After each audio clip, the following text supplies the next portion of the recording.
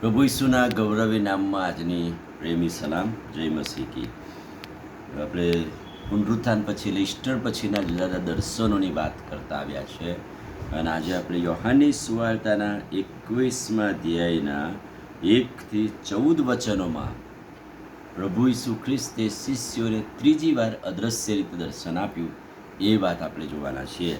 જુદી રીતે પુનરુત્થાન પછી શિષ્યોને મજબૂત કરવા પ્રભુએ અનેકવાર દર્શનો આપ્યા. અને આ ત્રીજું દર્શન તો મજબૂત દર્શન, તેડાનું દર્શન, આહવાનનું દર્શન અને પોતાની ઓળખનું દર્શન આપે છે. અને એમ કહે છે કે છેલ્લે તો પ્રભુ છે જાણીને શિષ્યોમાંના કોઈને પ્રભુ તું કોણ છે પૂછવાની હિંમત ના ચાલી, કેમ કે વારંવાર એ લોકો પૂછે અને પ્રભુ વારંવાર એ સાબિતીઓ આપે. પણ અહીંયા આ ભાગની અંદર જ્યારે શિષ્યો સમુદ્ર કાંઠે જાણે કે માછલા મારવાનો ધંધો કરવાને માટે એ લોકો સમુદ્ર કાંઠે હતા ત્યારે પ્રભુ ત્યાં ગયા, સમુદ્ર કાંઠે ગયા અને ત્યાં શિષ્યો હાજર હતા. અને સિમોન પિત્તર પોતે પણ પોતાની હોડી લઈને જાય છે અને આખી રાત મહેનત કરે છે. પોપ ફાટતી વેળા ઈસુ કિનારે ઊભા હતા, પરંતુ તો ઈસુ છે એમ શિષ્યોએ જાણ્યું નહીં. પોપ ફાટ એટલે વહેલી સવારે પ્રભુ છે અને કદાચ વહેલી સવારે ધૂંધળું વાતાવરણ હોય એટલે કદાચ આ માણસ કોણ ઊભું છે ઓળખી શકાય નહીં, બરાબર છે. પણ છતાં ઈસુ છે એમ ઓળખી શક્યા નહીં. ત્યારે પ્રભુએ અવાજ આપ્યો, 3 અવાજ, અને એ અવાજ પછી પ્રભુએ ચોથું દર્શન જે આપ્યું, આહવાન આપ્યું, તેડું આપ્યું, એ વાતો લખી. પહેલી વાત પ્રભુએ શું કહ્યું?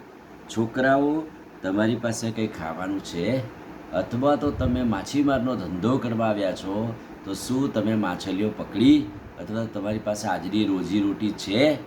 અને એ પ્રશ્ન પૂછતા, શિષ્યો સાથે વાત કરતા પ્રભુએ પહેલો પ્રકાર કે પહેલું આહવાન આપ્યું ઓળખમાં કે દર્શનમાં, છોકરાઓ તમારી પાસે કંઈ ખાવાનું છે? અને તે ઉત્તર આપ્યો કે નથી. ત્યારે બીજું આહવાન પ્રભુએ આપ્યું, તો તમારી હોડી એ જમણી તરફ જવા દો. તમારી હોડીઓ જમણી તરફ જવા દઈને ત્યાં ઝાડ નાખો. પ્રભુ અથવા તો ઓ ભાઈ માણસ, તું અજાણ્યો માણસ અમને મળ્યો, અમને ખાવાની વાત કરે છે, પણ અમે આખી રાત મહેનત કરી છે, અમે કશું પામ્યા નથી. પણ છતાંય પ્રભુ કહે છે કે હું તમને કહું છું કે તમારી હોડીઓ એ જમણી તરફ લઈ જાઓ અને ત્યાં તમે ઝાડ નાખો અને ત્યાં તમને મળશે, ખાવાનું મળશે, રોજીરોટી મળશે, માછી મળશે. અને તેથી તેઓએ તે તરફ ઝાડ નાખી. હવે હજુ તો પ્રભુની ઓળખ થઈ નહીં, પણ અંજાન માણસ હુકમ કરે છે, છોકરાઓ તમારી પાસે કંઈ ખાવાનું છે? તો નથી, તો તમારી જાળો નાખો, જમણી તરફ જવા દો, તમારી હોડીઓ જમણી તરફ જવા દો. અને એ પ્રમાણે કર્યું. ત્યારે કહે છે કે એટલી બધી માછલીઓ ભરાઈ આવી. તેથી જે શિષ્ય પર ઈસુ પ્રેમ રાખતો હતો એટલે યોહાન પ્રભુને ઓળખી ગયો અને એણે કહ્યું કે તો પ્રભુ છે, આ પ્રભુ જ. કારણ કે આ અગાઉ જ્યારે પ્રભુ એમની સાથે હતા ત્યારે આવું સમુદ્ર કાંઠે આવા દર્શન થયેલા, આવા માછીમારના ધંધા સાથે ચમત્કારો જોયેલા. અને એટલે એણે કહ્યું કે તો પ્રભુ છે. ત્યારે પિત્તર કૂદી પડ્યો અને કેમ કે ઉઘાડો હતો અને સમુદ્રમાં કૂદી પડીને કહે છે કે આ તો પ્રભુ છે. પણ પ્રભુએ ત્રીજું આહવાન આપ્યું અને કહ્યું કે હવે તમે આટલી બધી માછલી પકડી છે તો તમારી પાસે જે મળ્યું છે એ અત્યારે તેમાંથી થોડીક માછલીઓ અહીં લાવો, થોડુંક લાવો અહીં. પહેલો સવાલ હતો તો તમારી પાસે કંઈ ખાવાનું છે? પ્રભુ ખાવાનું આપવા માટે, મહેનત મજૂરી કરવા માટે જમણી તરફ ઝાડ નાખવાનું કહ્યું અને એ એમણે કર્યું ને એમાં સફળતા મળી. અને પ્રભુએ કહ્યું કે એમાંથી લાવો. અને લાવ્યા પછી પિત્તરે સંપૂર્ણપણે પૂરેપૂરી ઝાડ 153 ભરાયેલી માછલી એ કે ઝાડ આખી પ્રભુને સ્વાર્પણ કરી.